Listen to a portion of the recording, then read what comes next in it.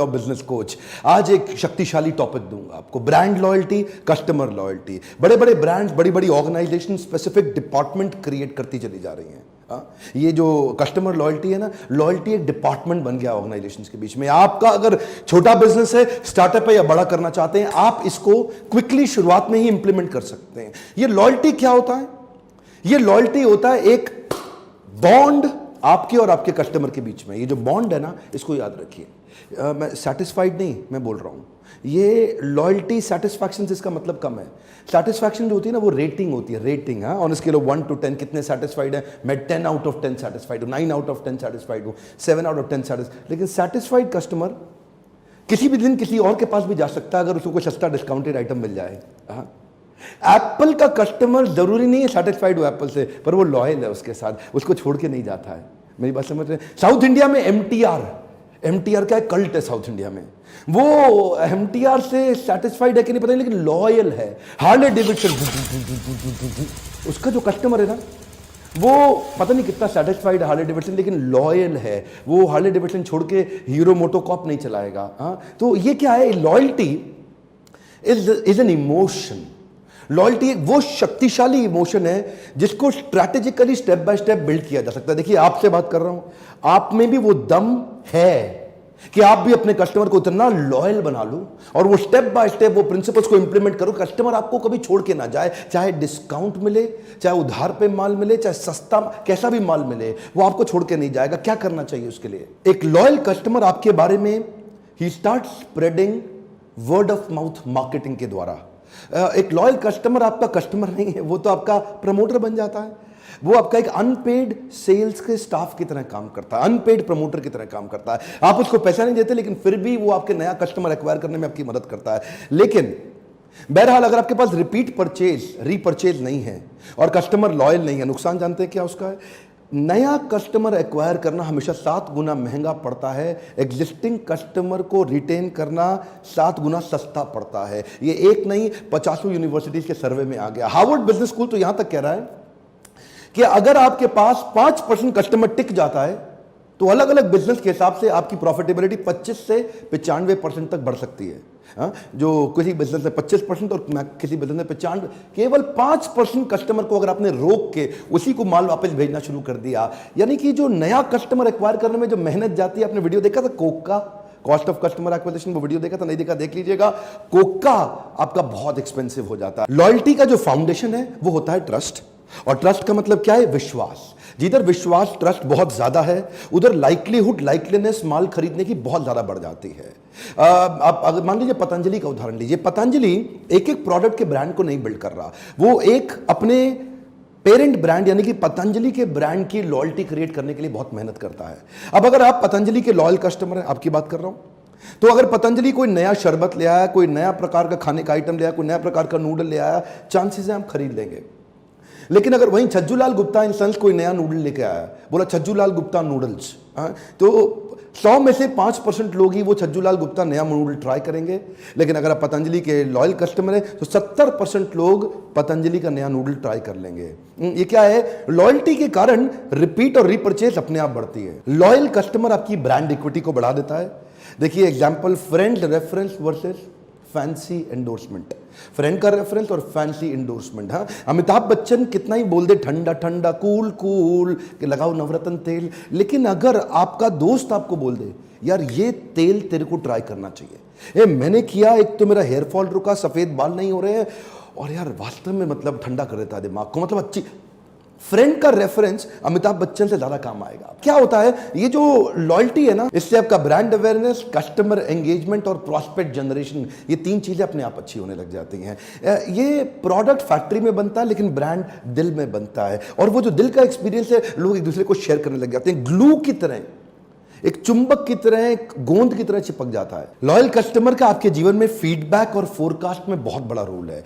Feedback जितना अच्छा होना, उतना प्रिसाइज और एक्यूरेट फोरकास्ट कर सकते हैं अपने बिजनेस के विषय में, क्योंकि आपका कस्टमर है, आपको छोड़ेगा भी नहीं और फीडबैक भी देता रहेगा, और उसका फीडबैक सबसे अच्छा होता है। अब आप फोरकास्ट करना क्यों जरूरी है? आपके प्लानिंग, आपके प्रोडक्ट, आपके एक्सपेंसेस, आपकी रीच, आपके मार्केटिंग, आपकी बजटिंग, आपका बहुत कुछ एक्यूरेसी फोरकास्टिंग पे डिपेंड करता है। अब स्टारबक्स ने शुरू किया माई स्टारबक्स कॉफी आइडिया। वो जो माई स्टारबक्स आइडिया, उन्होंने कैंपेन लॉन्च किया अपने पोर्टल के ऊपर। उस पोर्टल पे उन्होंने कहा कि आप suggestion, discussion, idea, feedback, other inputs सब कुछ दीजिए, और उसके बेसिस पे आप बताइए कि स्टारबक्स में हमें क्या परिवर्तन लाने चाहिए। आप मिलके हमारे साथ अपने ही स्टारबक्स को बनाइए, माई स्टारबक्स। कम ऑन, क्या माई, हर एक को ये फीलिंग देने का कोशिश किया कि जैसा आप बोलेंगे स्टारबक्स वैसा ही बनेगा। अच्छा, वहां पे लोगों ने अपने feedback, idea, discussion, suggestion, input सब कुछ दिया। तो उसके बाद उन्होंने कहा कि अब इसके ऊपर लाइक, कमेंट, शेयर, इनपुट का वैलिडेशन, तो इस पे और फर्दर एंगेजमेंट करिए। अब जिस आइडिया पे सबसे ज्यादा लाइक, सबसे ज्यादा कमेंट, सबसे ज्यादा वोट, सबसे ज्यादा शेयर, सबसे ज्यादा डिस्कशन जिस आइडिया पे होगा, उस आइडिया को हम इंप्लीमेंट करेंगे। So over a period of few years इन्होंने 300 अलग अलग प्रकार के आइडियाज वहां से उठा लिए। अच्छा, अब कस्टमर फील करता था, देखो मेरा आइडिया इंप्लीमेंट हुआ, देखो, और कस्टमर इन्वॉल्व हो जाता था। ये कस्टमर एंगेजमेंट लॉयल्टी के लिए बड़ा इंपॉर्टेंट है। जितना एंगेज हो जाएगा ना, उतना लॉयल हो जाएगा। इससे स्टारबक्स 3 प्रकार के बड़े परिवर्तन लेके आया है। एक प्रोडक्ट आइडिया, एक एक्सपीरियंस आइडिया और इन्वॉल्वमेंट आइडिया। प्रोडक्ट आइडिया मतलब उन 300 आइडियाज में से कई आइडिया ऐसे जिससे वो अपने प्रोडक्ट को इंप्रूव कर सका। कैसा प्रकार का चॉकलेट चाहिए, कैसा स्किम्ड मिल्क चाहिए, किस प्रकार का टेस्ट, कैसा फ्रेग्रेंस, किस प्रकार के कप में, प्रोडक्ट को में कई तरह के इनोवेशंस ला सका। एक्सपीरियंस अपने एम्बियंस में लेके आया, कस्टमर के टच पॉइंट्स में लेके आया, कस्टमर को महसूस कराया, अच्छा एक्सपीरियंस दिया, उसके साथ ऐसे लॉयल्टी प्रोग्राम्स, एंगेजमेंट्स बिल्ड किए, और finally engagement ideas, involvement ideas.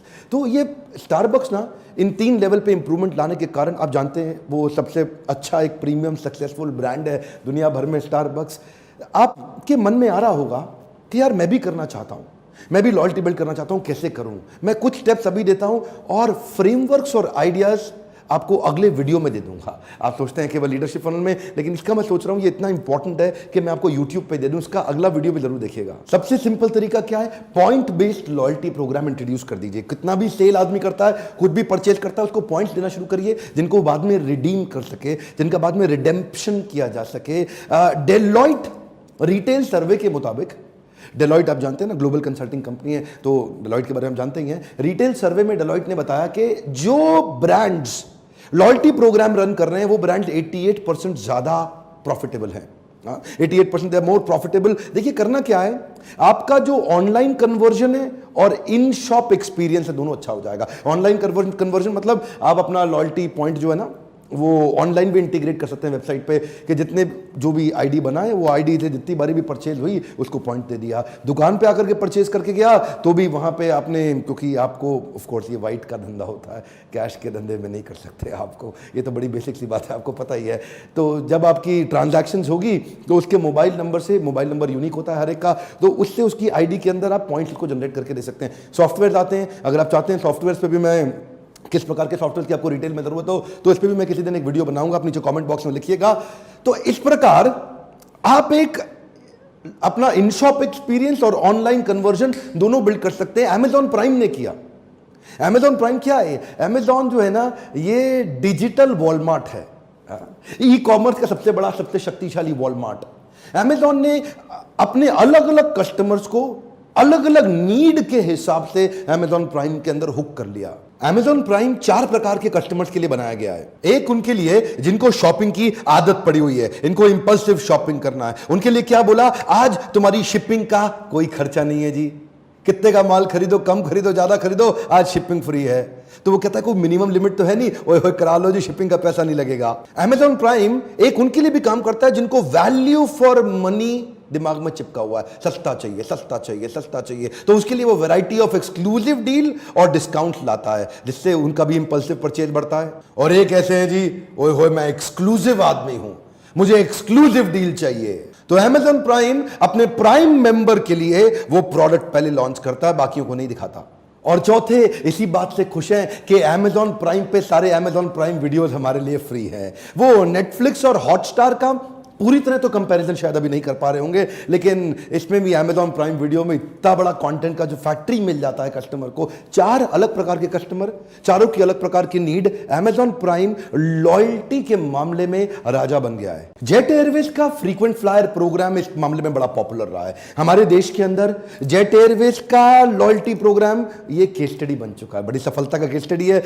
जो उनका फ्रीक्वेंट फ्लायर है उसको वो पॉइंट्स और अलग अलग टीयर ऑफ कैटेगरी में डिवाइड कर देते हैं, नीचे से लेकर के ऊपर तक। आपको एक्स्ट्रा बैगेज का लाउंज दे देंगे, आपको लाउंज का, बिजनेस क्लास वाला लाउंज का एक्सेस इकोनॉमी में ही दे देंगे, आपको अर्ली चेक इन का बेनिफिट दे देंगे। आप मतलब कई तरह के बेनिफिट, ये टीयर कैटेगरी बनाई। इन कैटेगरीज को बोलते हैं ब्लू प्लस, सिल्वर, गोल्ड और एक्सक्लूसिव प्लैटिनम। ये अब कस्टमर के मन में रहता है कि जी मैं अपग्रेड करता जाऊं। अब उसको टिकट लेनी है, दिल्ली से मुंबई ट्रैवल कर रहा है, बाकी सारी एयरलाइंस भी हैं, जेट भी है, तो पहले वो जेट में प्रेफर करेगा। क्यों? उसको पता है जेपी माइल्स मिलेंगे, ये प्रिविलेज माइल्स, क्योंकि इसका ना रिडेम्पशन आसान है। जेट इसका रिडेम्पशन करा देता है आपको, तो वो जेट जो कन्वीनियंस क्रिएट करके दे रहा है, तो लॉयल्टी, कस्टमर लॉयल होना चाहता है अगर आप उसके लिए लॉयल्टी आसान कर दें। मेरी बात ध्यान से सुनिएगा, कस्टमर लॉयल होना चाहता है अगर उसके लिए लॉयल्टी थोड़ी आसान हो जाए, उसको उसका फायदा तुरंत इंस्टेंटली उसको। देखो मान लो अब मेरे को आप बोलोगे भाई 1.5 लाख रुपए का एसी खरीदो जिससे मैं आपको 1500 रुपए का चाइनीज हेयर ड्रायर फ्री दूंगा। कमाल हो गया। अगर मैं 1.5 लाख का एसी खरीद सकता हूं, तेरे 1500 के चाइनीज हेयर ड्रायर का मैं क्या करूंगा? मैं उस टाइप का कस्टमर ही नहीं हूं। तो आप उसको चीज ही वो दे रहे हो जो उसके, लॉयल्टी एक इमोशन है, आपको वो बॉन्ड बिल्ड करने के आइडियाज आने चाहिए। अच्छा, सोशल चैनल्स पे भी आजकल लॉयल्टी बिल्ड करने का जमाना बढ़ गया है। हाँ, लिंक्डइन पे, यूट्यूब पे, ट्विटर पे, इंस्टाग्राम पे, फेसबुक पे, व्हाट्सएप, अलग अलग प्रकार से कैसे आप क्या अपने कस्टमर को इंसेंटिवाइज कर सकते हो सोशल एक्टिविटी करने के लिए उसको। स्टारबक्स ने शुरू किया था ये tweet a coffee campaign, tweet a coffee.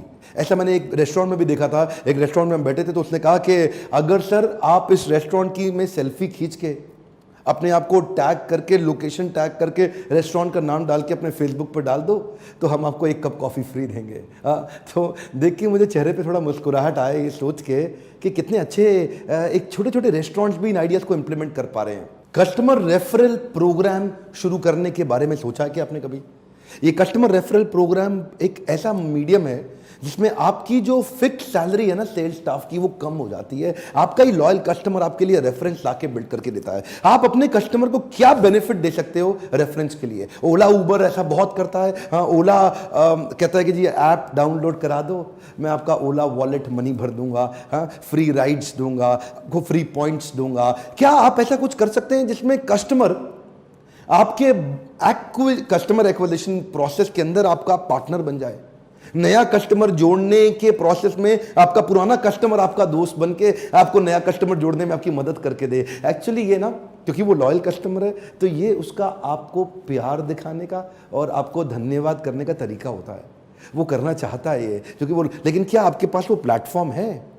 यकीन मानिए बहुत सारे कस्टमर आपके लिए बहुत कुछ करने को तैयार है। क्या आपके पास वो प्लेटफॉर्म है जिस प्लेटफॉर्म के माध्यम से आप उसको एंगेज करके और उससे आपका रिलेशन और बना, नया कस्टमर और जुड़ा?